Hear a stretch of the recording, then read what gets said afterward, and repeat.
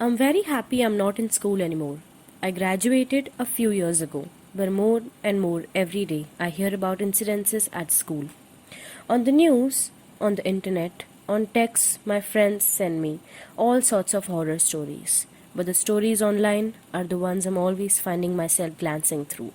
I've seen stories online of people relating how their school went into lockdown and the story ends up being about same hobo who had been living under the school or some crazy person from down the street who finally snapped one day. I don't know if they're true, but all I know is our school went into lockdown once. And I don't know if even the people at my school know the whole story as to what happened. I don't know if I understand it myself. I still seem like some sort of fever dream. Something that didn't happen, couldn't happen. It was the middle of third period, math. I had just finished a big test. I found out later I had made a bunch of mistakes and ended up getting a D. But that's not really the point here. I used the hall pass to go use the washroom. Unfortunately, the school washroom were all located at the stairwell. And of course, the washroom on the first floor where I was were closed for repair. I had to go up to the second floor. But before I got up there, the bell rang. The bell never rang during class before. But as it did, an announcement came over the PA. Students and faculty, we are entering lockdown. This is not a drill. Please, all students and faculty, follow all school procedures. I froze. I could hear sirens approaching. I came out of the stairwell, but already the doors in the hallway were closing, and I could hear them lacking. I was alone and out in the open. I could go into the bathroom now, but the doors had no locks on them since my freshman year, after some juniors trapped a freshman in the bathroom and duct taped him inside a stall, they removed the ability to lock them. If there was somebody wandering the school, I'd have no chance if I went into there. I ran down the hall. I could see classroom turning out their lights and covering the windows. I couldn't turn them to help. All the instructions said not to answer the door. I had to find some place safe nearby before something happened. I turned a corner and I saw my chance. The janitor's closet was open. Lunch was up next period, so he was probably setting up tables when the announcement was made. He wasn't there, and I could easily be locked from the inside. So I jumped in and shut off the light. The only light I saw was from the bottom of the door. I waited, and the sirens grew closer and eventually stopped. Time passed, and I wasn't sure if I was happy that I couldn't hear anything going on, or tense because I had no idea what was happening. Then I heard footsteps. Lots of them. They stopped in the hallway. It must have been police. I could hear radios and other assorted noises. I didn't think it could be some sort of lone gunman or nutcase, so I listened. One guy in particular sounded like the one in charge. Okay, are we in position? Another guy answered. I didn't know what was his rank, but clearly he was not in charge of the first guy. Yes, sir. We know the suspect is here in the building.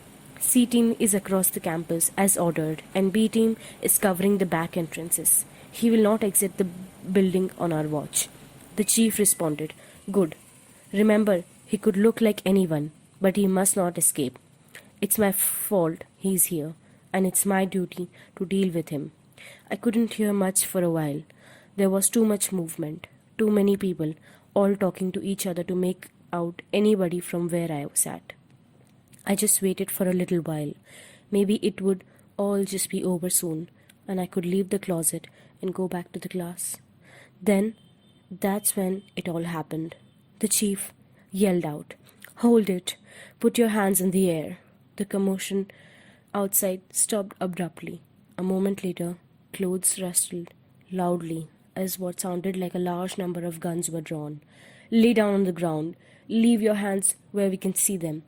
It stayed quiet, except for a few of the guns cocking. I sat down on the ground. Don't you dare try what I think you're going to do. You're not at the institute anymore. I thought I would hear shots go off, back and forth, and eventually somebody saying, Suspect down. What I didn't expect was the scream. It wasn't a normal scream. It wasn't somebody crying out in terror. It was like a wounded animal, mixed with the sound of a bandsaw hitting concrete. I've never heard anything like it before, and I hope I never hear it again. Then the guns began to fire. The horrible scream happened again, and then other scream, and then the sound of tearing. I saw the shadows on the door as people moved and fell over, and heard the telltale splatter of gore as it soaked the floor. There was another gunshot, and I nearly yelled out myself when a bullet punched through the part of the doorway. It wasn't very big, but I put my eye up against it, and I could see a group of people being attacked by somebody. But something wasn't right about him.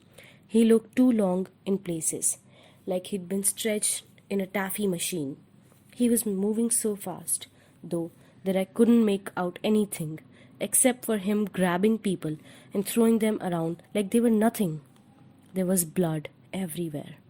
More gunshots. The scream happened again and again. I pulled away from the bullet hole and sat back in the closet. Then the scream began to fade. I heard a thud, and then more footsteps. The chief spoke again, but he was breathing heavily, like he had been badly wounded. Team A, he's down. I repeat, he's down. We need a cleanup immediately. I didn't move. I wanted to look again, but as curious as I was, I didn't really want to see. But I heard a lot of commotion for a long time, and then nothing. I don't know how long it was after that, but then the PA announced the lockdown had ended. I came out the closet. I tried not to look, but for all the sounds I had heard, there was not as much sign of a fight as I thought there would be. Even the blood I had seen in that brief time through the bullet hole had been all removed. I went back to my class and just told everybody I had hid in a stall in the bathroom. People were impressed with my guts for doing it, but if nobody else had heard that scream, I certainly didn't want to bring that up. As you might expect, we all went home early that day. Police and EMT were everywhere, but as far as I could see, nobody was taken away by either. My parents came and were so happy that I was all right. They had been following everything on the news and came as soon as they could. At home that night, I ate dinner and waited to see what happened on the news. The live coverage had ended a long time ago, but then the news came back on at 10. I wanted to see everything. As it started, I saw classes had been cancelled for the rest of the week, but then things started to get weird. The news talked about a student who they refused to name, how he had come to school armed, but had been taken into custody after a short firefight. Stranger still, in the footage of the hallway where the scuffle had taken place, the door of the closet, which had been my refuge, was totally unscathed. Not as much as a scratch on it, let alone bullet holes. It appeared to have replaced outright, well before any investigation could have been completed. I saw pictures of the student being led away in cuffs. He didn't have a mark on him. He wasn't even wounded as he was pushed into a police car and driven away. All I saw was him fighting and yelling. Even in my glimpses through that bullet hole, I knew that wasn't the same one I saw. The clothes were completely different. The one I had seen had been wearing a black t-shirt and jeans. The one getting into the police car was wearing a white t-shirt and shorts. The news said no one had been hurt despite the gunfire, but I knew people had been wounded, even killed. I'd heard them screaming in agony as something vicious had attacked them. And then there was what that chief guy had said, talking about something being his fault, the institution, that he could look like anyone. I don't know what happened that day for certain. I didn't see enough. I didn't hear enough to get to the full story. But this is what I can tell you. I know there was no shooter at our school. I know that somebody was arrested that day. Someone who I didn't know, who I never heard about again. That's right, a shooter who never made another day of worth of news. Just disappeared.